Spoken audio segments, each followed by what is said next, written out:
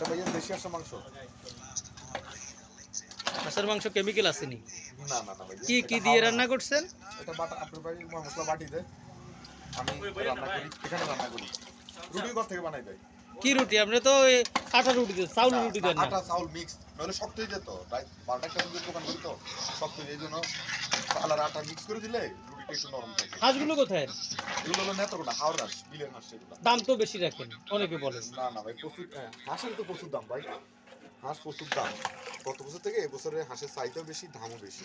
আপনি কতদিন থেকে এই ব্যবসা করে আসছেন? দোকানে বয়স আজকে 14 বছর, আর হাঁসের মাংস ধরেন আজকে 4 বছর। আচ্ছা ভাই, আপনার বয়স কত? আমার বয়স ভাই 30, দেখতে মনে হয় 58, হ্যাঁ? এটা আচ্ছা original বয়স বলছি। এই আপনার এই হাঁসটা এটা কোন জায়গা ভাই? এটা হলো নেত্রকোনা।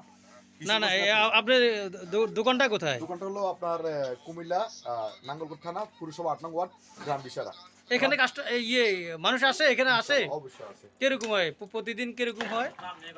ধরেন না আপনার কাস্টমার তো একটু পরে আসবো, মানে 7টা 8টা 9টা এই সময়, মানে কাস্টমার বেশি একটু চাপ থাকে। তার মানে এটা রাজুর কসাইঘর বলে নাকি? রাজু রসাইগর, রসাইঘর, রসাইঘর। রাজু রসাইগর। ও, আমি তো দুস্থ কমাই আপনি তো এই হাঁসের মাংস কম দেন মানুষের। কম এখন ভাই, জিনিস যেটা ভালো একটু কম খান না, সমস্যা কি?